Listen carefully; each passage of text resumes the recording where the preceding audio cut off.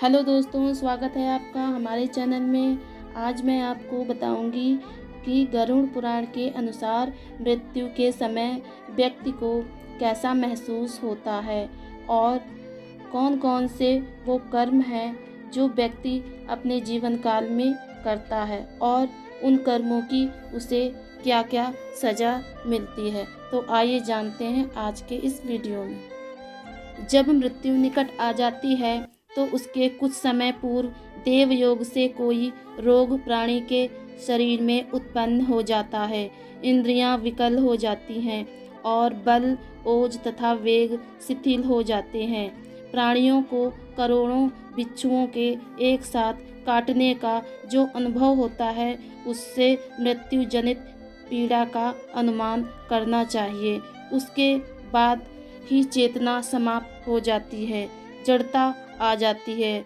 उसके पश्चात यमदूत उसके समीप आकर खड़े हो जाते हैं और उसके प्राणों को बल के अनुसार अपने खींच लेते हैं। उस समय प्राण कंठ में आ जाते हैं। मृत्यु के पूर्व मृतक का रूप विभत्स हो जाता है। वह फेन या झाग जैसा उगलने लगता है। उसका मुंह लार से भर जाता है। उसके बाद शरीर के भीतर विद्यमान रहने वाला वह अगंतुक परिमाण का पुरुष हाहाकार करता हुआ तथा अपने घर को देखता हुआ यमदूतों के द्वारा यमलोक ले जाया जाता है। मृत्यु के समय शरीर में प्रवाहित वायु प्रकुपित होकर तीव्र गति को प्राप्त करता है और उसी की शक्ति से अग्नि तत्व भी प्रकुपित हो उठता है। बिना ईंधन के प्रदीप्त ऊष्मा प्राणी के मर्म स्थानों का भेदन करने लगती है, जिसके कारण प्राणी को अत्यंत कष्ट की अनुभूति होती है। परंतु भक्त जनों एवं भोग में अनासक्त जनों की अधोगति का निरोध करने वाला उदान नामक वायु ऊर्ध्व गति वाला हो जाता है। जो लोग झूठ नहीं बोलते, जो प्रीति का भेदन नहीं करते, आस्तिक और श्रद्धावान हैं, उन्हें सुखपूर्वक मृत्यु प्राप्त होती है। जो काम, ईर्ष्या और द्वेष के कारण स्वधर्म का परित्याग ना करे, सदाचारी और सौम्य हो, वे सब निश्चित ही सुखपूर्वक मरते हैं। जो लोग मोह और अज्ञान का उपदेश देते हैं, वे मृत्यु के समय महा अंधकार में फंस जाते हैं। जो झूठी गवाही देने वाले असत्यभाषी, विश्वासघाती और वेद निंदक हैं, वे मूर्छा रूपी मृत्यु को प्राप्त करते हैं। उनको ले जाने के लिए लाठी एवं मुदगर से युक्त, दुर्गंध से भरपूर एवं भयभीत करने वाले दुरात्मा यमदूत आते हैं।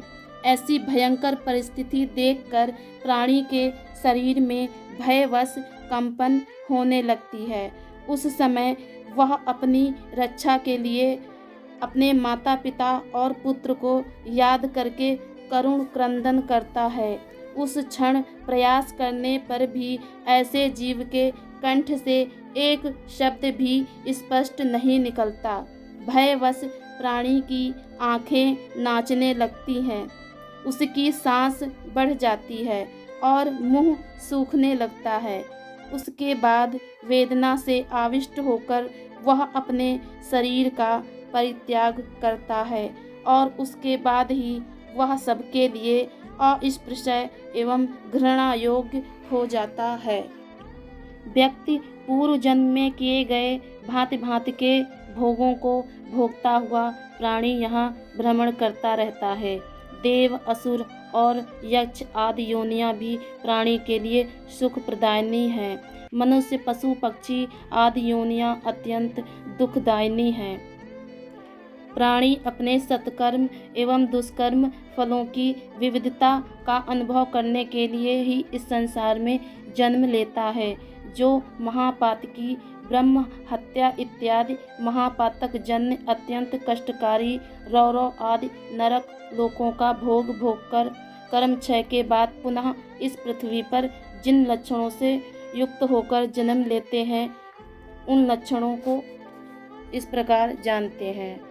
ब्राह्मण की हत्या करने वाला व्यक्ति महापातकी, मृग, अश्व, शूकर और ऊंट की योनियां प्राप्त करता है।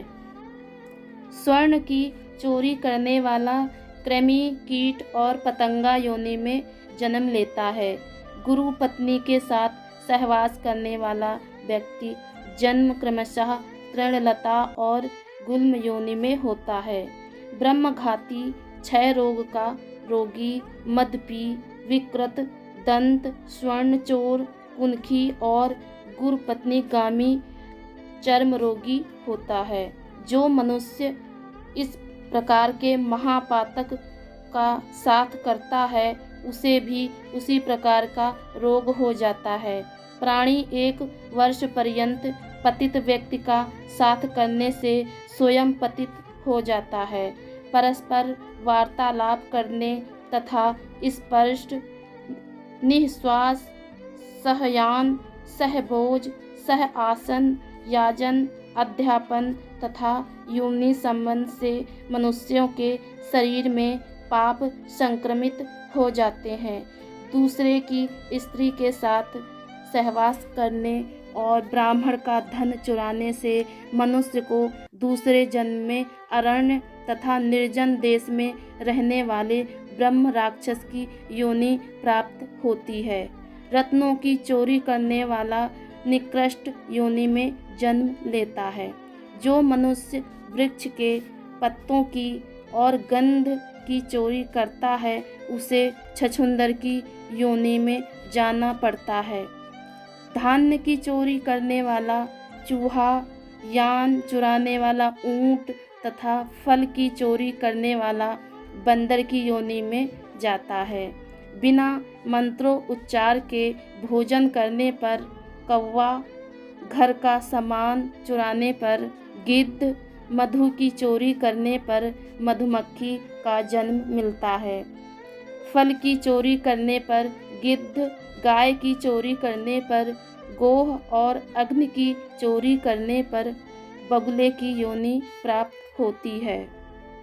स्त्रियों का वस्त्र चुराने पर श्वेत, कुष्ठ और रस का अपहरण करने पर भोजन आदि में अरुचि हो जाती है। कांसे की चोरी करने वाला हंस दूसरे के धन का हरण करने वाला अपस्मार नामक रोग से ग्रस्त हो जाता है तथा गुरुहंता, क्रूर कर्मा, बौना और धर्म पत्नी का परित्याग करने वाला शब्द वेदी हो जाता है। देवता और ब्राह्मण के धन का अपहरण करने वाला, दूसरे का मांस खाने वाला पांडु रोगी होता है। भक्ष्य और अभक्ष्य का विचार न रखने वाला अगले जन्म में गंडमाला नामक महारोग से पीड़ित हो जाता है। जो दूसरे की धरोहर का अपहरण करता है वह काना होता है। जो स्त्री के बल पर इस संसार में जीवन यापन करता है वह दूसरे जन्म में लंगड़ा होता है। जो मनुष्य पति परायण अपनी पत्नी का परित्याग करता है वह दूसरे जन्म में दुर्भाग्यशाली होता है। अकेला मिष्टांत खाने वाला वात गुल्म नामक रोग से पीड़ित हो जाता है। कोई व्यक्ति यदि किसी ब्राह्मण पत्नी के साथ सहवास करे तो श्रृंगाल, सैया का हरण करने वाला दरिद्र, वस्त्र का हरण करने वाला पतंगा हो जाता है। मित्र की हत्या करने वाला उल्लू होता है। पिता आदि श्रेष्ठ जनों की निंदा करने वाला प्राणी क्षय रोग से पीड़ित होता है। असत्यवादी, हकला कर बोलने वाला और झूठी गवाही देने वाला जलोदर नामक रोग से पीड़ित रहता है। विवाह में विघ्न पैदा करने वाला पापी मच्छर की योनि में जाता है। तो दोस्तों, आपको आज की जानकारी कैसी लगी कमेंट में ज़रूर बताइएगा। धन्यवाद।